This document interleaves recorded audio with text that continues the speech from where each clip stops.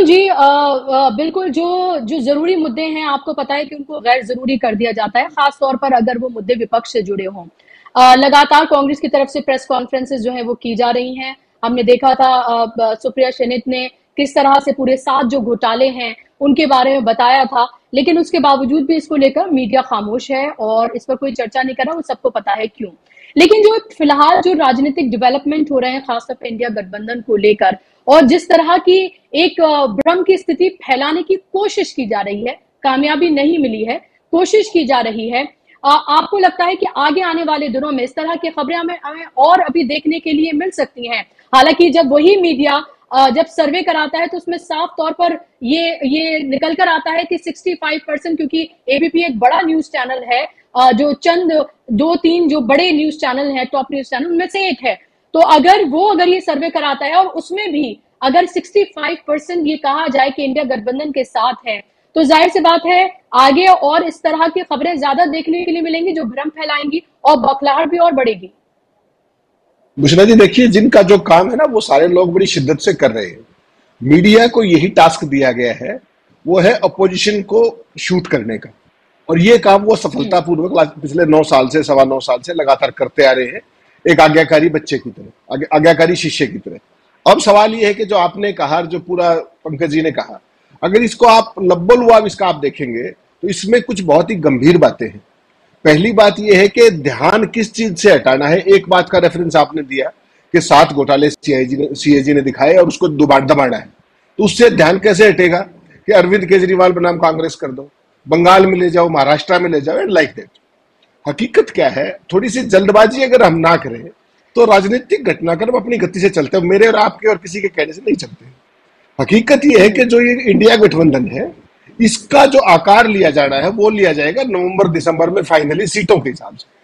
उसका कारण क्या है कि अभी सब चारों जो राज्यों के अंदर चुनाव होने वाले हैं, मध्य प्रदेश, राजस्थान, छत्तीसगढ़ और तेलंगाना, उसका परिणाम ना केवल इस गठबंधन की दिशा और दिशा तय करेगा, बल्कि सीटों के बंटवारे पे और कांग्रेस की क्या स्थिति रहती है, कांग्रेस किस पेडेस्टल पे पहुंचती है, बहुत सारे पैमाने उसमें जाने वाले हैं। जो कल से जो हो रहा है उसके रूट कॉज कुछ और है। देखिए, राजस्थान में जो वसुंधरा राजे हैं उनको कांग्रेस बीच भारतीय जनता पार्टी ने उसी तरीके से साइडलाइन कर दिया है जैसे कर्नाटका में ये दुरुपयोग किया गया। कितने बार की मुख्यमंत्री, एक छत्र राज जिनका था राजस्थान के अंदर, वो आज राजस्थान की जो चुनाव प्रबंधन समिति है और घोषणा पत्र समिति है उसमें सदस्य भी नहीं है। अब ये तो कोई चैनल दिखा नहीं सकता, ना इस पे कोई आपको बहस मिलेगी, तो फिर दिखाना क्या पड़ेगा आपको? दिखाना ही पड़ेगा कि अलका लामा ने क्या कहा, दीपक बाबरिया ने क्या कहा, इमेच्योरिटी किसकी थी, मैच्योरिटी किसकी थी। इसमें बुशरा जी कहानी बिटवीन द लाइंस अंदर खाने कुछ और है, और वो कहानी क्या है, इस देश को और इंडिया को अगर भौगोलिक दृष्टि से इस गठबंधन की आप बात करोगे तो मैं व्यक्तिगत तौर पे ये मानता हूं कि इसकी बहुत सारे राज्यों में जरूरत भी नहीं। आप कहेंगे कि यह क्या बात कर दी। आप मुझे बताइए, गठबंधन किसके खिलाफ है? भारतीय जनता पार्टी के खिलाफ ना। तो केरल, पंजाब, तमिलनाडु, तेलंगाना, आंध्र प्रदेश, वहां भाजपा कहां पे है कहीं भाजपा? तो वहां इंडिया गठबंधन हो या ना हो, इसका कोई लाभ या हानि है? मैं ये पूछना चाहता हूं। जो ये टीवी चैनल सुबह से शाम तक दहाड़ते हैं, कुछ लॉजिक्स पे तो बात कर ले। इंडिया गठबंधन में ये हो गया, इंडिया गठबंधन स्टेट स्पेसिफिक अलायंसेस होंगे समय के साथ साथ। अब आप देखिए कि मध्य प्रदेश है, कर्नाटक है, हिमाचल प्रदेश है, छत्तीसगढ़ है, उत्तराखंड है, गुजरात है, राजस्थान है। यहां सीधी लड़ाई किसकी है? Congress versus BJP. यहां पर ममता बनर्जी 10 वोट दिला सकती हैं क्या? कोई भी, जो शरद पवार के नाम से यहां कितने वोट मिलेंगे? कांग्रेस पार्टी बनाम बीजेपी जहां है, वहां अगर कोई छोटा मोटा एलआई पार्टनर होगा या नहीं होगा, ये तब की बात देखी जाएगी। लेकिन मेन स्ट्रीम में वो दोनों पार्टियां आमने सामने खड़ी हुई है। ये दो पक्ष, और तीसरा पक्ष महत्वपूर्ण यह है कि बिहार, महाराष्ट्र, झारखंड और असम, यहां पर ऑलरेडी कांग्रेस के अलायंसेस हैं, इसमें किसी को कोई शक नहीं है। बार बार सारे का सारा मीडिया महाराष्ट्र को लेकर के कंफ्यूजन क्रिएट करता है, जैसा आपने कहा। मैं आपको पहले दिन से एक बात कह रहा हूं, महाराष्ट्र के अंदर जो गेम हो रहा है उसको कोई नहीं समझ रहा है। शरद पवार की जो आदत है, आज से नहीं पिछले 3-4 दशकों से, वो भारतीय जनता पार्टी के साथ खेल रहे हैं और वो किसी भी रूप में अपने भतीजे को मुख्यमंत्री बनवाना चाहते हैं। इसमें कोई गलतफहमी कोई हो तो निकाल दीजिए उसको। अगर भारतीय जनता पार्टी शिंदे को हटा करके मुख्यमंत्री बनाती है अजीत पवार को, तो चाचा भतीजा विन विन है। चुनाव के टाइम देखा जाएगा। और अगर शिंदे को मुख्यमंत्री कंटिन्यू किया गया, डिस्क्वालीफाई नहीं हुए, तो अजीत पवार और शरद पवार को देर इकट्ठे होने में कितनी देर लगेगी? 1 मिनट का समय लगेगा क्या? तो ये सारा खेल हो रहा है, खेला हो रहा है। और महाराष्ट्र को लेकर के जो भी कंफ्यूजन है, मुझे बताइए, पहले दिन प्रधानमंत्री कहते हैं कि 70,000 करोड़ का घपला, एनसीपी ने किया। 4 दिन बाद एनसीपी के जिस अजीत पवार के यहाँ ईडी ने जाना था, नोटिस दे रखा था, वो राजभवन में शपथ ले रहे डिप्टी सीएम की बीजेपी के साथ मिलकर। शरद पवार महाराष्ट्र पुणे के अंदर प्रधानमंत्री को सम्मानित कर रहे हैं। ये क्या सियासत है? ये सियासत वो है जिसको बिटवीन द लाइंस हम लोगों का दायित्व है कि हम लोगों को बताए। शरद पवार खेल रहे हैं भारतीय जनता पार्टी के साथ, सत्ता से बाहर हुए उनको काफी दिन हो गए हैं। अजीत पवार डेस्परेट थे और अजीत पवार की डेस्परेशन के चक्कर में ये दोनों ने मिलजुल के किया जो कुछ हो रहा है। कोई बेशक गलतफहमी निकाल दे, इंडिया गठबंधन निकाल दे, सब निकाल दे। शरद पवार बहुत कलाकार आदमी है, उनका राइट हैंड लेफ्ट को नहीं पता होता, लेफ्ट का राइट को नहीं पता होता। अगर शिंदे को सीएम से नहीं है, उनका खेल क्या है? शिंदे को सीएम से हटवाओ और अजीत पवार को बनवाओ। बना दिया तो ठीक, वरना एनसीपी फिर इकट्ठा हो जाएगी और बीजेपी एक्सपोज हो जाएगी जी। तो दोनों हाथों में विन विन पोजीशन। मेरा कहने का सबक, लेकिन यही तो कहा जा रहा है कि जी, जो इंडिया गठबंधन, यही तो कहा जा रहा है कि अगर अजीत पवार को सीएम बनाना है तो ये शर्त रखी गई है बीजेपी की तरफ से। यही तो मीडिया बताने की कोशिश कर रहा है कि भाई अगर वो सरकार में शामिल हो जाते हैं, उन्हें कृषि मंत्री बना दिया जाएगा और इसके अलावा भी सुप्रिया सुले को, जयंत पटेल को, इन सबको जो है कैबिनेट मिनिस्टर जो है बना दिया जाएगा। ये लालच दिया जा रहा है और अजीत पवार से कहा गया है कि आप इसमें लगे। और ये तो कोई और नहीं बल्कि कांग्रेस के लीडर की तरफ से भी कहा गया है कि भाई अजीत पवार को इस काम पर लगाया गया है। ऐसा नहीं बुशरा जी, ऐसा नहीं जी।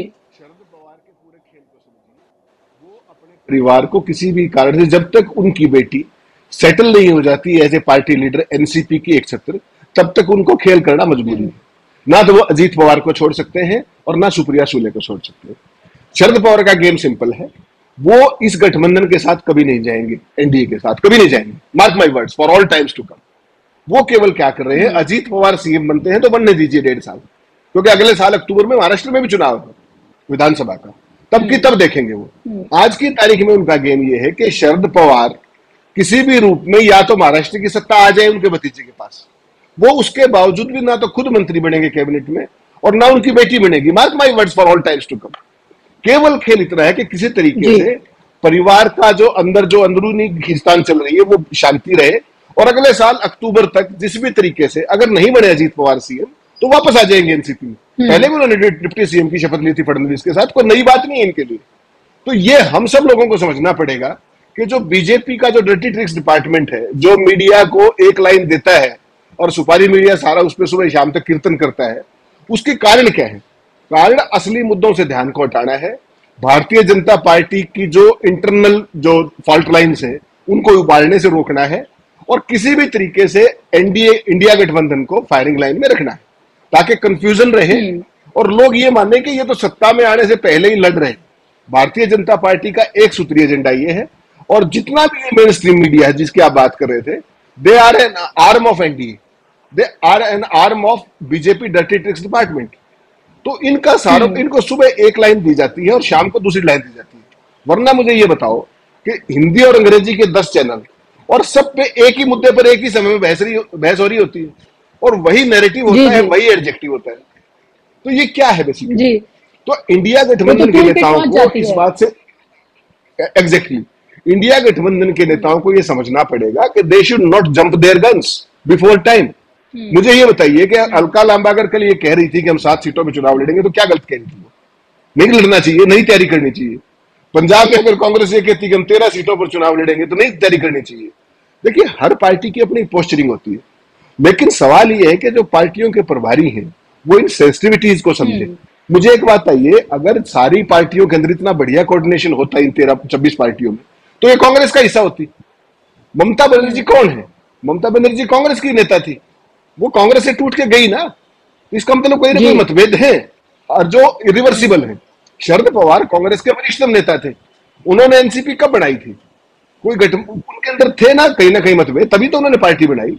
तो 26 पार्टियों को एक प्लेटफॉर्म पर आने का एक प्रक्रिया है, उसमें समय लगता है, उसमें भेद भी होंगे, मतभेद भी होंगे, मनभेद भी होंगे, इकट्ठे भी होंगे, कुछ अलग भी हो जाएंगे। तो it is not such a big deal.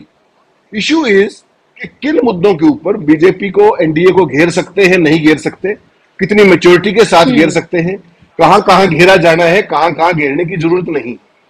सवाल केवल इतना है। अब मुझे आप एक बात बताइए कि कांग्रेस पंजाब के अंदर कहां है भारतीय जनता पार्टी? कहीं है? तो वहां कांग्रेस अपना दावा करेगी, बीजेपी अपना, आम आदमी पार्टी अपना करेगी, इसमें क्या दिक्कत है? करेंगे ना। दिल्ली में भी यही होगा। हालांकि दिल्ली के अंदर हो सकता है कोई अंडरस्टैंडिंग बने, पंजाब के अंदर अंडरस्टैंडिंग बने ना बने, लेकिन उसी पे कोई भी पार्टी, आम आदमी पार्टी से आप पूछोगे तो वो क्या कहेंगे? पंजाब में चुनाव नहीं लड़ेंगे, हम तो इंडिया के नीचे लड़ेंगे। सवाल ये नहीं है बुशरा जी, इसको एक वाइडर स्पेक्ट्रम में देखने की जरूरत है और उस पॉलिटिकल मेच्योरिटी के साथ देखने की जरूरत है जिसको एनडीए खराब करना चाहता है। प्रधानमंत्री जी बौखला चुके हैं, सारे का सारा उनका तंत्र बौखला चुका है।